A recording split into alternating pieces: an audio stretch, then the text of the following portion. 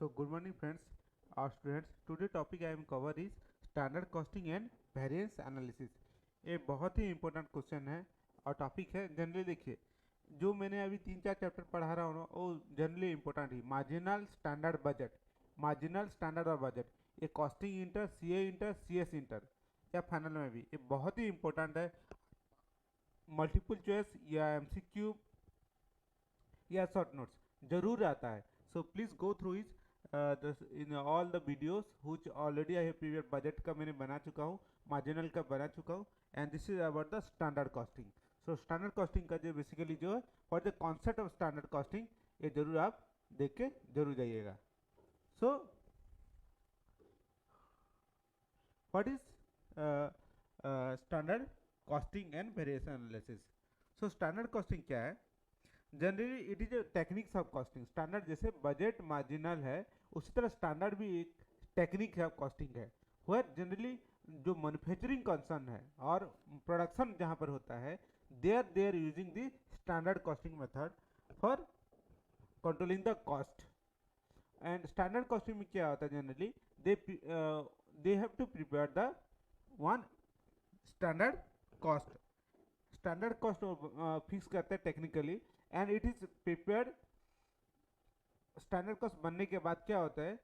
They have to measure the actual. Standard और actual को फिर कंपेयर करते हैं, जो वेरिएंस को मेजर करते हैं। So that is all cost standard costing. और स्टैंडर्ड कॉस्टिंग में बहुत सारे है, जैसे material, labour and your overhead. सो तीन तरह के जो वेरिएंस निकलता है, हम लोग उसको भी देखेंगे। And what is the advantage of standard costing और disadvantages of standard costing, steps to be consider for standard costing, और डिटेल हम लोग अभी पढ़ेंगे। So standard costing, standard costing is a technique which is used in many industry where production is representative in nature, means generally where there is a production, raw material is converted into finished good। जैसे हो गया आपका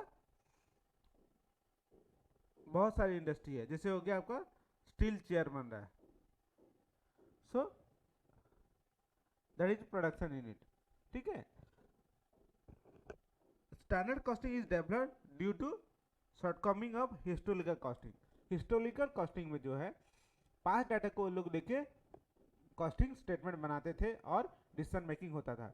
but standard costing is the technique of costing which is overcome the demerit of historical costing.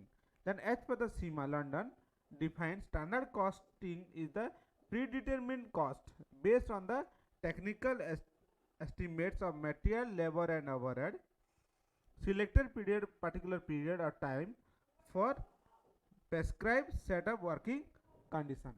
means एक particular working condition में और particular situation में standard क्या होता है, और predetermined cost, standard cost is what predetermined cost is has been determined, and it is variance is prepared for material, labor and overhead for particular period of time. So this is what called standard costing. The standard is figure, one of the standard figure is one against which one can measure the actual figure is in definition is calculated। जैसे मैंने आपको बताया था, standard is prepared and actual is measured and variance is calculated, then a corrective action has been taken by the management। then standard cost, what is standard cost? Standard cost is the predetermined cost which is compared in the advantage of production on the basis of specification, all the factor affecting the cost and use of standard costing। so standard cost is the cost is prepared for particular period of time with technical analysis। in other words, standard cost is the predetermined cost। it is a predetermined cost to attain the given set of operating conditions। so what is the objective of standard costing? then what is the objective of standard costing? so these are the some of the objective of standard costing।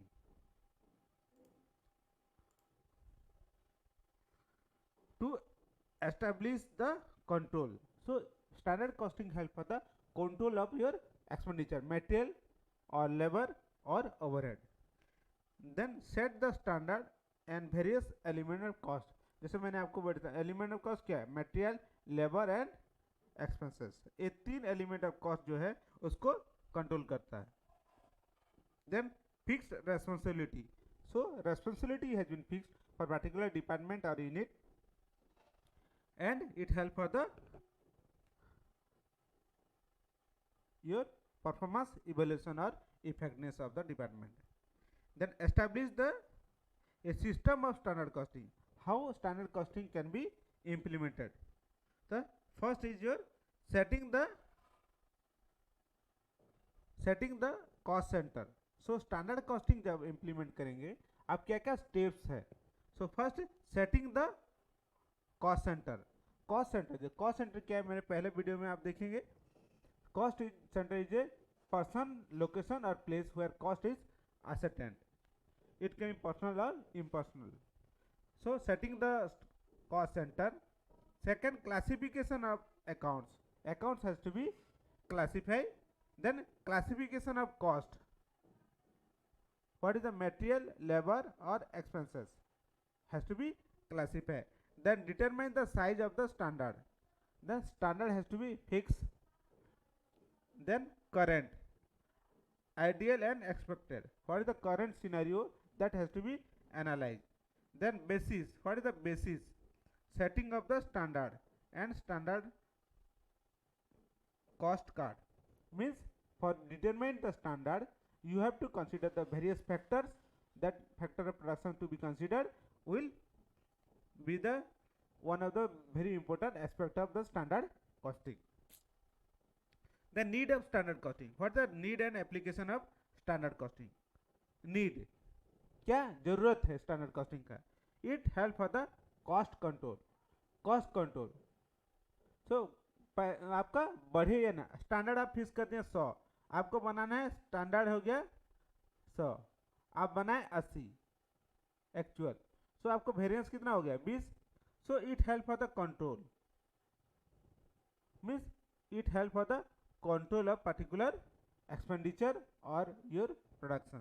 The price decision, it help for the price decision because you can able to fix the particular price and cost can be measured. Then performance appraisal. जैसे मैंने आपको बोला था 20 बनाना था, आप 80 बनाए. एक आदमी को दिया था 20 ब्रिक्स बनाने के लिए और बनाए 80. सो एक्चुअल हो गया कितना 80. A standard, A actual. तो डिफरेंस is variance 20. तो क्यों नहीं बनाया? So it help for the performance appraisal. Then cost awareness. So it help for the cost awareness. Then management by objective. So हर एक what is management by objective बहुत important चीज है, इसको समझने की कोशिश कीजिए. So है क्या मैनेजमेंट बाय ऑब्जेक्टिव? हर एक ऑर्गेनाइजेशन में मैनेजर्स लोग का पर्टिकुलर गोल दिया जाता है. इसको बोला जाता है pride also. Management objective also known as pride, PRID, pride और मैनेजमेंट बाय ऑब्जेक्टिव उसको बोलता है प्राइड ऑल्सो. मतलब क्या होता है? In a organization different manager has the different responsibility and for them there is a goal is set for each managers or your top level authority for which they have to give particular assignment. जैसे हर एक company, जैसे बड़ा बड़ा companies में उन लोग का pride भरना पड़ता है कि आपको एक गोल दिया जाए कि मैं इस साल में आपको भरना पड़ेगा और 6 महीना में भी इसको भरना पड़ता है कि मैं एक काम करूंगा. सपोज एक जो है GM जनरल मैनेजर को दिया गया है कि आप 1 लाख टन प्रोडक्शन करेंगे कोल. ठीक है, तो उसको जो this is standard is fix और उन लोग का गोल फिक्स किया जाता है और हर एक 6 महीने इसको रिव्यू किया जाता है. On the basis of that they are getting the bonus और PRP. So management by objective, it helps for the achieving the organizational goal. The company goal and the manager's goal should be tie up for which it help the organizational objective. Then application of standard costing. Application मतलब कहाँ का use है? Process industry, service industry, engineering industry, textile and extraction industry. So process industry जैसे आपका हो गया sugar cane, और आपका जो हो गया आपका शुगर इंडस्ट्री में प्रोसेस इंडस्ट्री, और जिसे हो गया ऑयल इंडस्ट्री, इसमें यूज होता है। देन सर्विस इंडस्ट्री, जैसे आपका हो गया बस, मैंने travelling agency, service industry. Then chartered accountant industry, जो भी हो गया सर्विस इंडस्ट्री, और telecom industry, these are called service industry. Engineering industry, जैसे हो गया का civil engineer, mechanical engineer industry, जहाँ पर क्या हुआ वो लोग ड्राइंग एंड डिजाइनिंग करते हैं, सो हो गया engineering industry.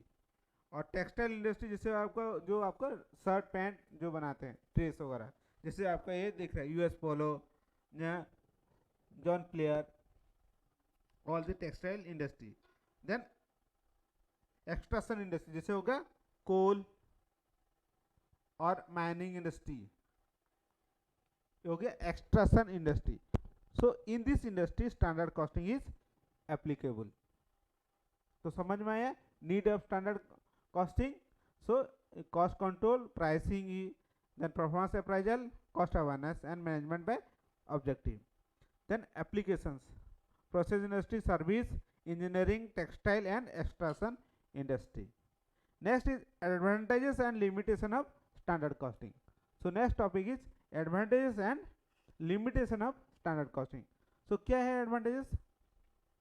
Formulation of price and production policy. So standard costing help for the formulation of pricing, because it help for the cost control, so pricing is properly fixed, and it help for the production policy. Then comparison and analysis of data, means standard is fixed and actual is measured and variance is determined, so it help for the comparison and analysis of data. Then management by exceptions or management by objective. Then मैं आपको already पढ़ा चुका हूँ। Then delegation of authority and responsibility, particularly एक manager को उसका काम को दिया जाएगा कि आपको ये करना है और उसको अचीव करना है, and responsibility has been fixed. Then cost consciousness, means किसको कंट्रोल करना है किसको नहीं कंट्रोल करना है, एबीसी एनालिसिस हम लोग जिसको जानते हैं। So cost conscious means because बहुत सारे ऐसे इंडस्ट्री हैं जो रॉ मटेरियल बहुत कॉस्टली आता है, so it help for the cost conscious और एक्सपेंडिचर, अननेसेसरी एक्सपेंडिचर नहीं करना है, विद इन द पीरियड और within the limit cost को कंट्रोल करना है।